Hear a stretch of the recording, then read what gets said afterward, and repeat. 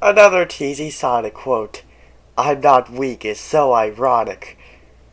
I'm not weak because I'm the edgiest Sonic character alive. What's next? Sonic says, "Kiss my sugar," in an Elvis way? That would be ironic. Good point.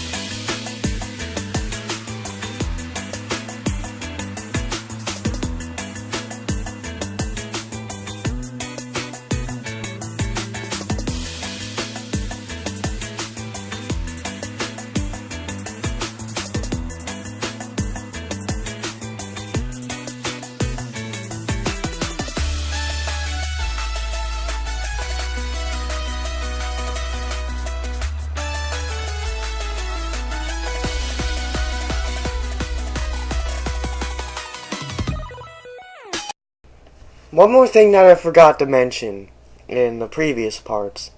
This game has no life system. When I first heard about that at E3, pretty sure it was E3, I just remember Aaron Weber was talking to some guy playing the PS4 version. But when I first heard about that, I honestly did not like that. But a little bit before the game came out, I realized that the whole game over thing is outdated. It was just a thing that existed to eat up your quarters in the arcade. So, I'm finally done with the gameplay now. Time for the soundtrack, composed by Nafumi Hataya, sorry if I pronounced that wrong, and Tomoya Otani. The soundtrack is, well...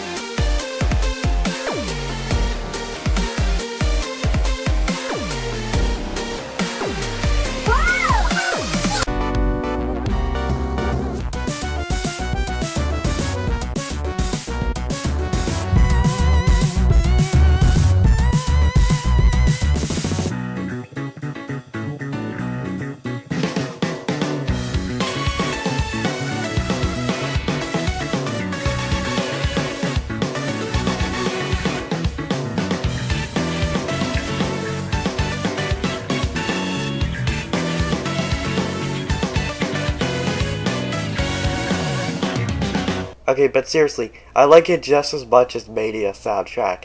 If not, even more, but probably because of the vocal themes. If Forces completely lacked vocal themes, Mania would by far have the superior soundtrack. Not that it would be like 20 times better or anything, but still.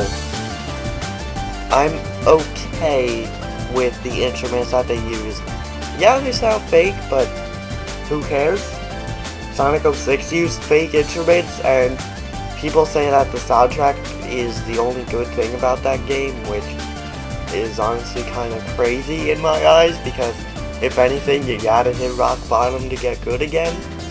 So, there's something good about 06, but anyway, the only songs that I don't like are Lost Valley, Casino Forest, and I guess the Egg Dragoon battle theme, but that song is so bad it's good. I strongly despise Lost Valley.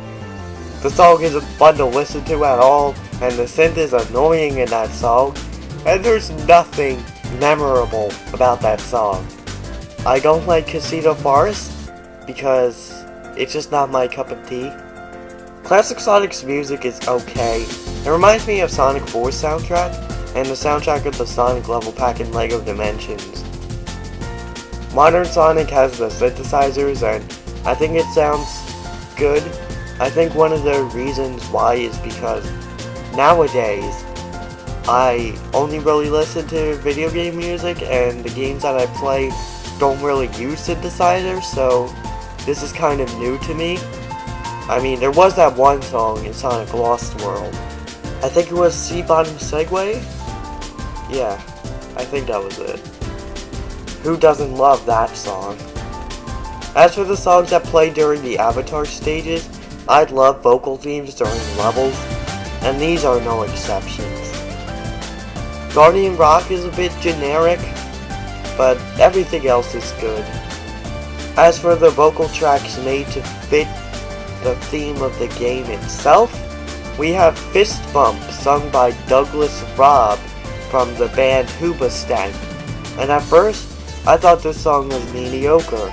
Then I listened to it some more, and I started to like it. It's what I want from a Sonic vocal track. It's cheesy, lighthearted, expresses the tone of the game, and is fun to listen to. We can show the world what we can do. You are next to me and I'm next to you. Pushing on through until the battle's won. No one's gonna get something to us. Into each other we put our trust. Standing united after the fight. It's a brand new day. We have turned the page. Never knew how much I needed somebody to help me this way. As for Infinite's theme, sung by the band Danger Kids, I put this song on repeat at least 5 times during the first week that it was revealed. I like how it's edgy, but it isn't too try-hard edgy, like Almost Dead from Shadow the Hedgehog. Infinite's theme is ironically catchy. Cause if you're messing with me, I am a dangerous weapon. I am the sharpest of blades. I'll cut you down in a second. Cause I was born in this pain. It only hurts if you let it. So if you think you can take me, then you should go and forget it. And after all this time, you're back for more. I won't stop until they know my name. So take what's mine and start this war. I'm coming at you like a tidal wave. Last up is Light of Hope, sung by, I cannot pronounce that last name, but the first name is Amy. I'll probably put an image on the screen, so there you go. But this song doesn't sound like it belongs in a Sonic game. Sounds like something that came from a Disney movie, like Frozen or something, but I guess it's alright, but it really has no purpose. I mean, My Dear Friend from Sonic Unleashed was sad for a reason, but this is just, why? Maybe on futures down the road, but the journey won't be easy.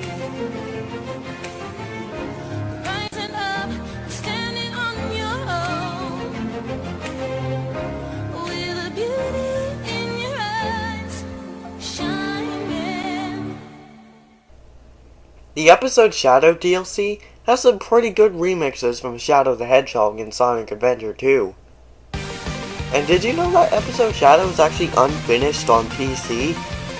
The song in the console versions of Forces that plays during the world map is a remix of the menu theme from Shadow the Hedgehog, but in the PC version, they just cut, copied, and pasted the original version. And in the console versions, Shadow has that orange trail when he does the homing attack, but in the PC version, it's still blue. On the technical aspect of this game, on PS4, PC, and Xbox One, the game runs 60 frames per second and is in 1080p. But the Switch version is only 30 frames per second and only 720p, so I guess this is Sony's revenge for the PS2 version of Heroes of Shadow. So graphically, the game does look pretty good, even on Switch. And I like the character models and stuff, but this game doesn't really show off what the next generation of consoles can do. You're better off playing Uncharted 4, Watch Dogs 2, or the new Spider-Man game whenever that comes out. But hey, I'm patient. I understand. You guys are taking your time. You don't want to rush it out. And I applaud that. Sonic Unleashed, which came out 10 years ago, almost, looks better than this game. Now, this part is just a rant, but I cannot believe the development of this game. It took them 3 years to make the Hedgehog Engine 2, 2 years for concept art, and 1 year for the actual game. 2 years for concept art. And only 3 people worked on these levels. And don't get me wrong, I like this game and all, but it really shows. Guess what else? Only one of these people worked on a Sonic game in the past, and that was Lost World. So why did the trailer say, "From the people that brought you Sonic Colors and Generations"? That's false advertising. Oh yeah, speaking of that, the marketing for this game was pretty bad. For the longest time, they kept showing us the same levels over and over again, until about a month or 2 before the game was released. So, that's about everything I have to say. Overall, Sonic Forces is a good game, like a 7 out of 10 or something. Yes, I'd say so. Is it a great game, like an 8 out of 10? I guess if I'm in a good mood, I'll say yes. I think that this game is a lot better than Colors, but is it as good as Generations? Right now, it's too early for me to answer that, but I seriously don't want any more of this. This game played it too safe. I like the more recent Sonic games, but I hate everything that they stand for. They're just trying to appeal to the critics, while they have a better chance of pleasing the critics than they do the fans. But whatever happened to when they weren't afraid to try new things? Sure, Lost World was an experimentation, but it still felt like part of that appeal to the critics era. But that aside, I think I'll give Sonic Forces a B. Maybe a B plus if I'm in a good mood. Of course, this is a review, so I'm going to get every single possible thing that I have to say about this game out of my brain and into this video. So I just want to say that I was looking at the comments of the video, and this one person said that he did not play the game, but it looks meh, and I actually agree with him for that. When I watch Let's Plays and stuff of this game, it looks pretty disappointing, but when I play it, I think it's good. In terms of who I'd recommend this game to, only the Boost fans. If you don't like the Boost, then there's an extremely low chance that you will like this game. Speaking of that, I don't really care what people think about this game, because in 2 or 3 years, they're just gonna change their minds. I mean, last year, 2017, I heard a lot of people defending Rise of Lyric, which, you know, I'm fine with that, but this just gives me more ammunition for my argument. I also think it's time to abandon the Boost gameplay, because if the next game tries it, I think that it might end up being a flop. If the next Sonic game is announced to feature the Boost gameplay, I won't complain, but I still have every right to be optimistic. I think it's time we give the adventure gameplay another chance. I don't mean SA3, because I don't want any sequels to Sonic games except Mania 2 with 100% original stages. I just mean a game that uses the adventure formula. But that's everything I have to say about this game. Thank you very much for sticking with me during this extremely long review.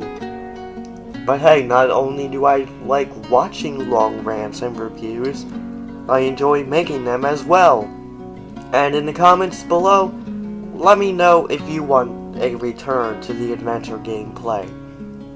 But while my reviews on Maniathon Forces are out now, I'm not done with Sonic Maniathon yet. You should be wondering what could possibly come next. Well, I'll be covering that in an announcement video. But until then, I hope that you enjoyed, and I'll see you all in the announcement video.